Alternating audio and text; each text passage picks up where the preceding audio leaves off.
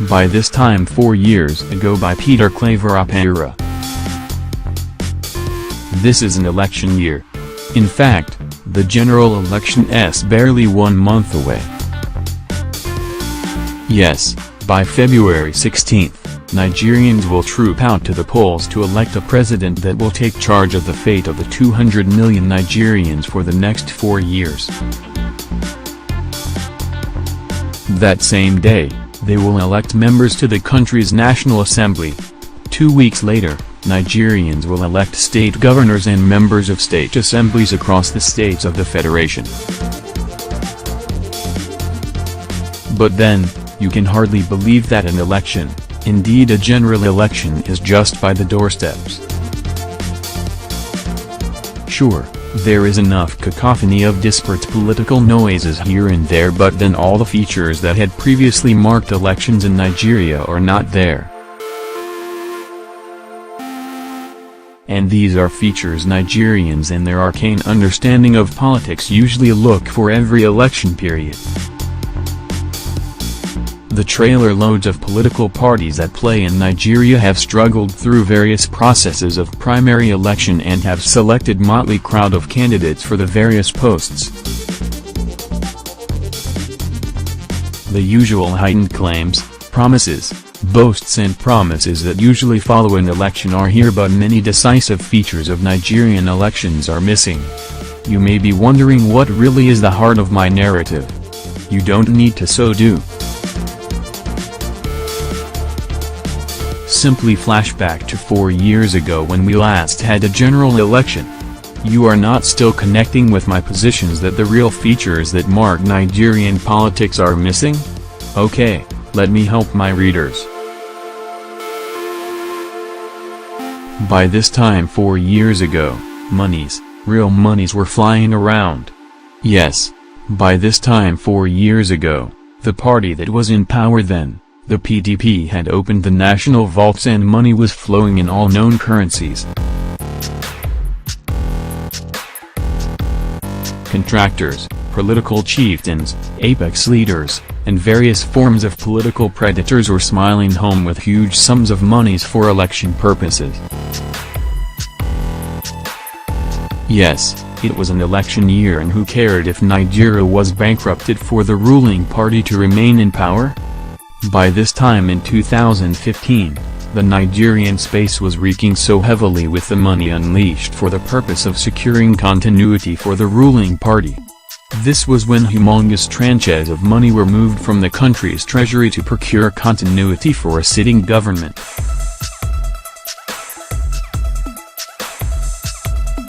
This was the source from which the infamous Tasuki Bazaar involving a hefty sum of $2.1 billion was placed under the custody of the then National Security Advisor to do as he deigns best, as reports from investigations from that sordid case showed.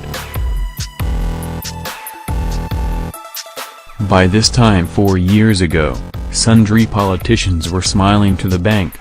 Yes, election was around the corner, and the feeling of the party in power was that everything humanly possible must be done to stay in power. By this time 4 years ago, various interests were being seduced and patronized with money salted from the Commonwealth to lend support to the party in power. Traditional rulers were subjected to such huge inducements as to sell their support for money.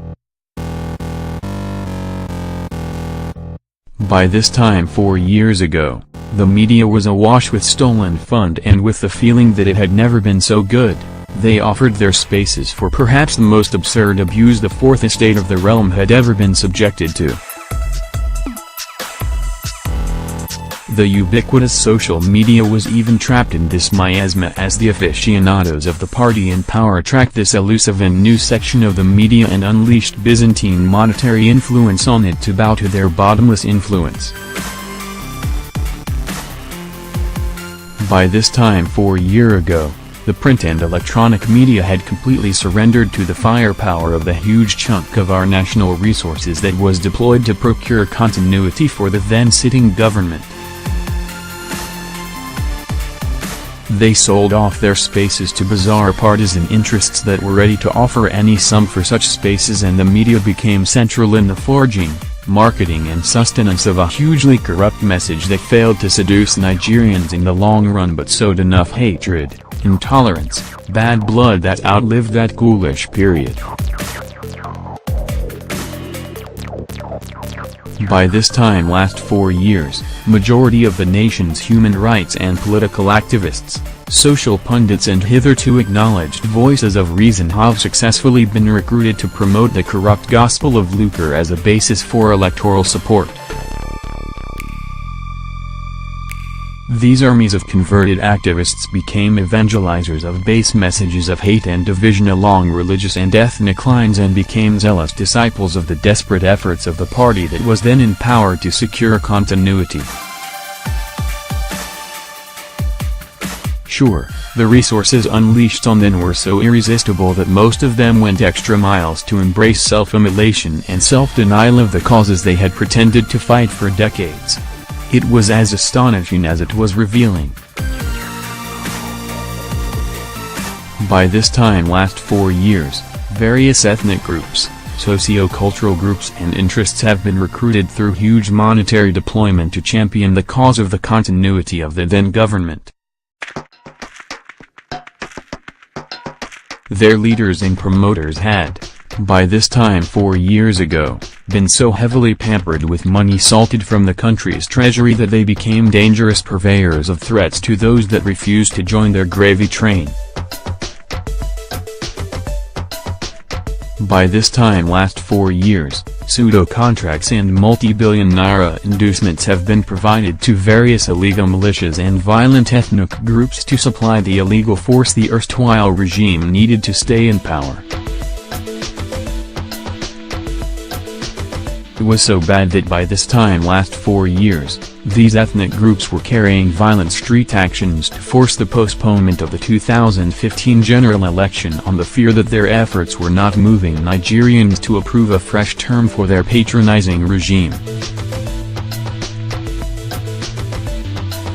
By this time last 4 years, the national space was awash with diets of threats by various monetized violent groups against Nigerians should they vote against the regime in power then.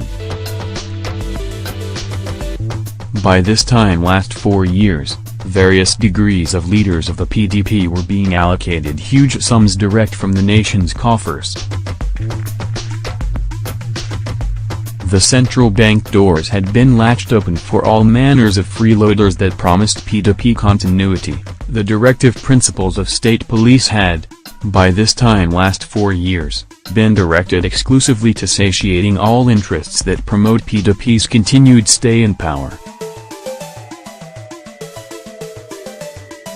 By this time last 4 years, all leaders of PDP had been armed with raw cash to go to the streets and buy off voters in a manner that jangled all that was decent and normal in the Nigerian society. It was so bad that even the then president relocated to some parts of the country where he was directly dishing out cash to voters for the purpose of buying them for his re-election.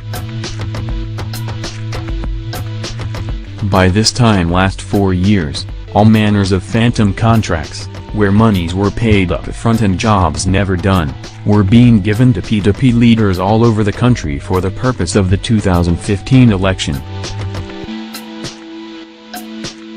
This criminal act was to ensure that money for election were provided sufficiently for party leaders to ensure they deliver their respective areas to the then ruling party. So it is now easy to catch my drift on why this year's election seems abnormal. Money has dried up. A Pharaoh who knows no Joseph and who brooks no stealing of public funds for the purpose of securing re-election is on the throne. What more, every kobo is channeled into a closely guarded national treasury where they are dispersed for critical national spending. We have a president that has warned his appointees that they would be fired and prosecuted if they as much as channel public money towards his campaigns. We have a president whose campaign suffers from dearth of resources and who draws from voluntary massive support he enjoys from the masses and not the state resources he unleashes to continue in office. Sure, the old order has changed, yielding place to the new, and the new does not tolerate the past prebendal order where state resources were wholesomely deployed to finance the election of an incumbent. This is what is making the 2019 election so dour, uninteresting and uninspiring in a country where election is all about opening the national treasury to ensure that an incumbent remains in power. Indeed, Nigeria has never been the same with the advent of President Buhari, and politics in Nigeria will never be the same with Buhari in power. Money is what is not happening in 2019 because the incumbent is averse to using money to bribe or entice voters. What more, the opposition that is in possession of huge tranches of stolen Nigerian resources cannot spend freely because the eagle-eyed anti-corruption agencies are awake and watching. This scorched earth regime of electioneering is not what Nigerians are used to, but they must endure it because a regime that believes that stealing is corruption is in charge. So, with the government in power not ready to spend public resources to procure re-election, Nigerians are being forced to see politics in different and vastly improved light, and this will greatly reshape our politics along the proper and rightful course in the years to come. There is no doubt that as Buhari's prudent means have so annoyed many citizens of a country where corruptly living off the state is norm, so will his tight-fisted approach to politics so annoy most Nigerians who look up to election year to make kills. It is not in doubt that both Buhari's political foes and supporters are peeved by this scorched earth resolve, but we have no choice than to redirect our putrid ways and perspectives of politics and election vis-à-vis their relationship with the public purse.